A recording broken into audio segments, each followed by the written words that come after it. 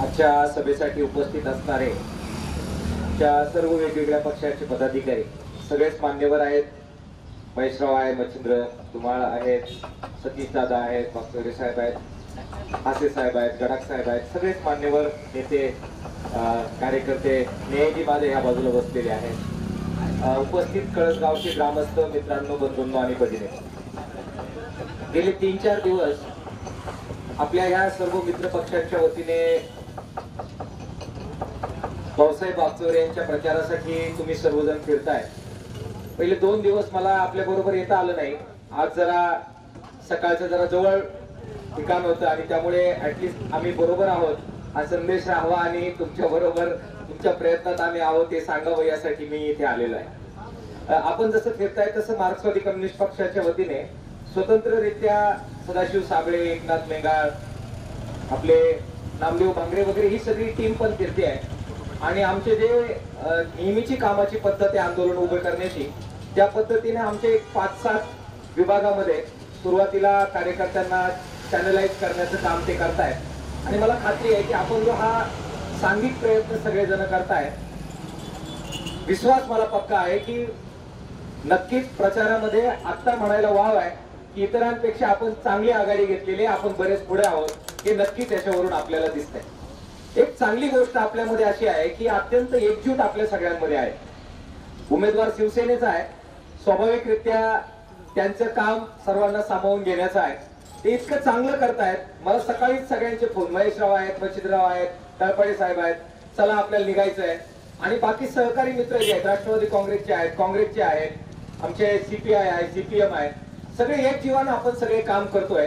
हा एकोपा सुद्धा मला आपल्या निवडणुकीत आपल्याला यश देणारा महत्वाचा दुवा वाटतो. याबद्दल मला आपल्या सर्वांचं कौतुक करायचंय. साधारणपणे आपण लोकांशी ज्यावेळी बोलतो त्यावेळेस आपल्या लक्षात येतं की समोरच्या उमेदवारापेक्षा नक्कीच आपल्या उमेदवाराच्या बद्दलची भावना लोकांची फार स्वागतार्ह अशा प्रकारची आहे. माणसात राहणार आहे, येतोय, भेटतोय, बोलतोय आणि त्यामुळे खूप पॉझिटिव्ह मुद्दे आपल्या सगळ्यांचे आहेत.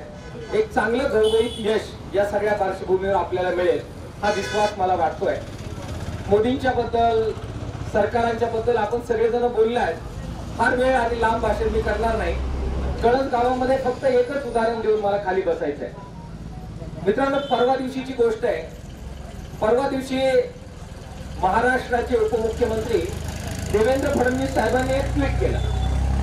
त्यांनी सांगितलं की आता कांद्याच्या निर्यातीसाठी मोदी साहेबांनी फार चांगला निर्णय घेतलाय. 99,150 टन कांदा हा आता आम्ही निर्यात करतोय आणि त्याबद्दल पंतप्रधान मोदी यांचं खूप खूप आभार. त्याच्यामुळे महाराष्ट्राचा शेतकरी आता सुखी होणार आणि सर्वात जास्त फायदा महाराष्ट्राच्या शेतकऱ्यांना होणार. साधारण 10-11 वाजता मला फोन यायला सुरुवात झाली मीडियामधून. आणि तुमची काय प्रतिक्रिया आहे? मोदी साहेबांनी परवानगी दिली आहे. मी गाडीवर होतो, फार टॅली करणं शक्य नव्हतं. मी काय बोलायचं ती प्रतिक्रिया दिली. पण नंतर माझ्या मनात जरा शंका आली आणि मी जरा त्या बातमीची शहानिशा करण्यासाठी प्रयत्न सुरू केले. 2 दिवसापूर्वी गुजरातच्या पांढऱ्या कांद्याला याच नरेंद्र मोदी साहेबांनी निर्यातीला परवानगी दिलेली होती. आपल्या बाजार तळाच्या सभेमध्ये माननीय राऊत साहेबांनी सांगितलं की गुजरातच्या कांद्याला तुम्ही परवानगी देता, गुजरातचा कांदा हा तुमचा, गुजरातचा मतदार तुमचा, महाराष्ट्राच्या मतदारांनी आणि कांदा उत्पादकांनी तुमचं काय घोडं मारलंय. राऊत साहेबांची बातमी 100% होणार, महाराष्ट्रावर जाणार. ती तशी गेली. शेतकऱ्यांमधून पण उद्रेक उठला. मग आता सावरायला पाहिजे, कारण हा तुझा भाव आहे. महाराष्ट्राचे शेतकरी गेले 3 सीझन सातत्यानं मागणी करताय की कांद्याच्या निर्यातीला परवानगी द्या. तुम्ही महाराष्ट्राच्या कांद्याला निर्यातीची परवानगी देणार नाही, किंबहुना निर्यात बंदी लादणार. निर्यातीला जी लिमिटेड परवानगी दिली त्याच्यावर सुद्धा निर्यात कर असा वाढवणार की परवानगी आहे पण निर्यात करता येणार नाही आणि कांदा उत्पादकांची महाराष्ट्रात कोंडी करणार. आणि तुमच्या 21 जागा गुजरात मध्ये काही संकटात आल्या, त्या कांदा पट्ट्याला संरक्षण मिळावं म्हणून लगेच तिथल्या पांढऱ्या कांद्याला परवानगी देणार हा तुझा भाव आहे. तुमचा कार्यक्रम या पार्श्वभूमीवर कांदा उत्पादक पट्ट्यात होणार हे त्यामुळे फिक्स झालेलं होतं. मग काय करायचं? भाजपची आणि आरएसएसची नेहमीची नीती राहिलेली आहे. त्यांचा असा समज आहे की ते जे बोलतील ते अंधभक्त मान्य करतात. मीडियाच्या माध्यमातून ते गावागावात जातं. लोक ते कम्पेअर करत नाही, खरं खोटं पाहत नाही, विश्वास टाकतात. ते म्हटले बहीण गाभण तर लगेच त्यांचे अंधभक्त म्हणतात 13वा महिना लागलेला आहे. ते जर म्हटले की बाबा चहा करायचा आहे, दूध पाहिजे, जरा बैल धुणा, तर त्यांचे समर्थक लगेच चऱ्या घेऊ घेऊ बैल धुवायला निघतात. हे त्यांना पक्की खात्री झालेली आहे. आणि त्यामुळे आता कांद्याची निर्यात होणार असं त्यांचे प्रमुख देवेंद्र फडणवीसांनी सांगितल्यावर आपण ते तपासून पाहण्याची काही गरज नाही. ते छू म्हटलं की सगळे प्रवक्ते कामाला लागले. मी टीव्हीवर पाहत होतो, दरेकर साहेब काय, आमका साहेब काय, तमका साहेब काय, जोरात कुठले. ते म्हटले यासारखं निर्यात झाला नाही. म्हटले कांद्याला आम्ही परवानगी दिली, आता घराघरावर कौल करणार सोन्याचे, कांदा उत्पादक श्रीमंत होणार. आमचे आग्रहांचे काही संपादक आहेत, पत्रकार आहेत, त्यांनी फोन केला, म्हणले डॉक्टर बात पाहिली का? म्हटलं पाहिली. म्हटलं जरा तपासून पहा. वेबसाईटवर आम्ही गेलो. मित्रांनो, ही जी काही कांद्याची परवानगी दिली असं देवेंद्र भाऊ सांगतोय, हे प्रवक्ते सांगतायत, ती कांद्याची परवानगी गुजरातच्या कांद्याच्या परवानगी दिल्यानंतर दिलेलीच नाही असं लक्षात आलेलं आहे. आम्ही आकडेवारीच काढले. 99,150 टन कांदा हा देवेंद्र भाऊ म्हणतो तुमची परवानगी दिली. कांद्याची परवानगी ही कधी दिलेली आहे? वर्षभरापूर्वी आपण आंदोलन केली. म्हणून जेव्हा जेव्हा कांद्याचे कोटे दिले त्या सगळ्या 4, 5, 6 वेळा कांद्याचे जे जे कोटे दिले त्याची सगळ्याची बाजारणी बेरीज केली. म्हणजे 1 मार्चला 50 लाख टन कांदा बांगलादेशाला गेला, त्यानंतर 13लाच गेला, 13,000 टन गेला, त्याच्यानंतर अजून 150 टन गेला, त्यानंतर मॉरिशसला गेला, त्यानंतर UAE ला गेला. असं या वर्षामध्ये जेव्हा जेव्हा कांद्याच्या परवानग्या दिल्या त्या सगळ्याची एक तक्ता केला वर्षभरापूर्वीपासूनचा, त्याची बेरीज केली, ती बेरीज कागदावर लिहिली आणि सांगितलं की बघा आम्ही आता तुम्हाला 99,150 टन कांद्याची निर्यात करतोय. बैल गाभण 13वा महिना. लगेच लागले कामाला प्रवक्ते, म्हटले बघा किती मोठं काम केलं. अरे शेतकऱ्याची पोरं शिकले, त्यांच्या आई बापाने पोटाला चिमटा घेऊन त्यांना लिहायला वाचायला शिकवलंय. तुम्ही काही येण्यासारखं म्हणणार आणि आमचे येणं तुमच्या मागे पळत सुटणार. आपल्या तालुक्यात आहे तसे काही, तो भाग नाही, परंतु सगळेच येणं नसतात. काही तपासून पाहतात. तपासून पाहिल्यावर लक्षात आलं देवेंद्र भाऊ खोटं बोलताय, भाजप खोटं बोलताय. आणि फक्त देवेंद्र भाऊचा आणि भाजपचा मुद्दा नाही, महाराष्ट्राचा मुद्दा नाही, केंद्र सरकारच्या मंत्रालयाने सुद्धा अशा प्रकारचं नोटिफिकेशन न काढता प्रेस स्टेटमेंट काढला आणि सांगितलं आम्ही परवानगी दिलेली म्हणून. मग काल जे झोडायला सुरुवात केली, आम्ही एकदा पेटलो. तुमच्या एखाद्या सभेला तर कमी होतो त्यामुळे नाराज होऊ नका, पण काम सुरू आहे. मग आम्ही महाराष्ट्रातले जे काही 4-5 चौथाळेल बाकी शिल्लक राहिलेलो आहे, बाकी बऱ्याच लोकांची कापून त्यांचे शब्द कापून टाकलेले आहेत वेगवेगळ्या ठिकाणी. शेतकरी नेत्यांचे पण कापलेले आहेत, थोडेच शिल्लक राहिलेले आहेत शब्दवाले. पण जेवढे राहिलेत आम्ही एकत्र आलो आणि सगळ्या प्रेस आणि जेवढे जेवढे साधन होते काल कुदवले. काल सगळे पेपर काढून बघा, लोकसत्ता पासून सगळ्या पेपरांमध्ये सांगितलं हे देवेंद्र फडणवीस आणि त्याच्या चमच्यांनी फसवणूक केलेली, अशी नवी कांद्याची निर्यात झालेली नाही. आम्ही आकडा काढला, म्हणलं चला आम्ही पुढे जाऊ. जी परवानगी दिलेली आहे 99,150 ची परवानगी दिलेली आहे, निर्यात झालेली नाही, वर्षभरापूर्वीची आहे.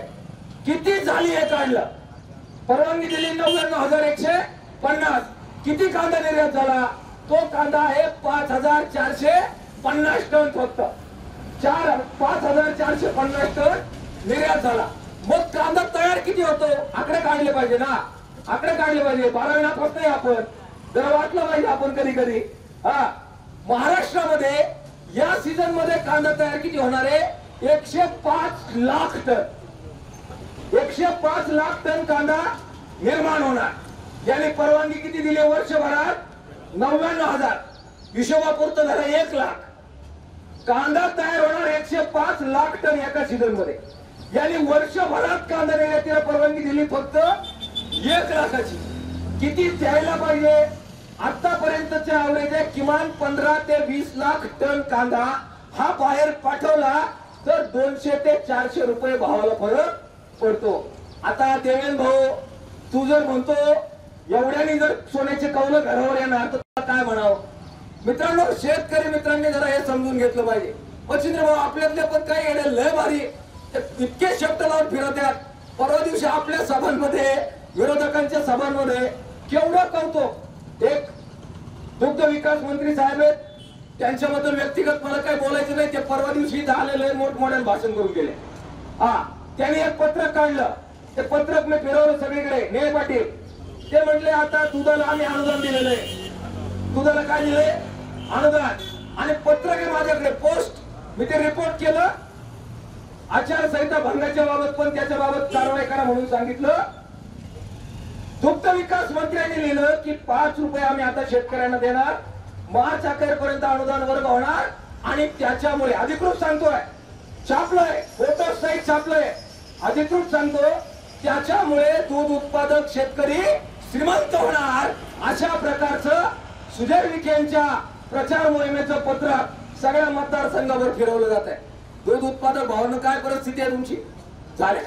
झाले का आपल्यात कोणी श्रीमंत? आणि 5 रुपयात श्रीमंत जर होत असेल तर मग आपल्याला काय पाहिजे होते अजून? बरं ते तरी मिळाले का?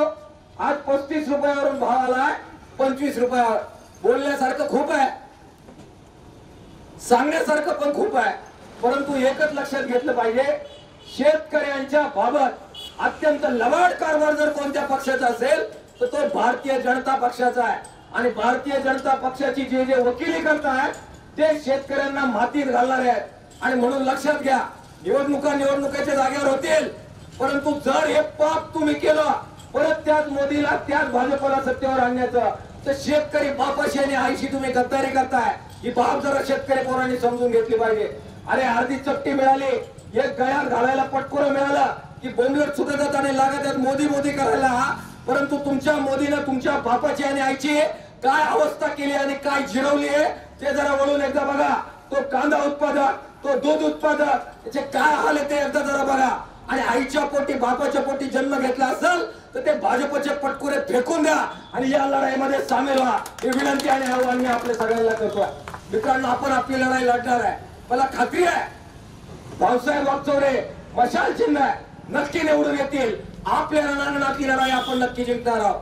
मला ही खात्री आहे. महाराष्ट्रामध्ये पण गडेक साहेब त्यांना फारसा वाव राहिलेला नाही.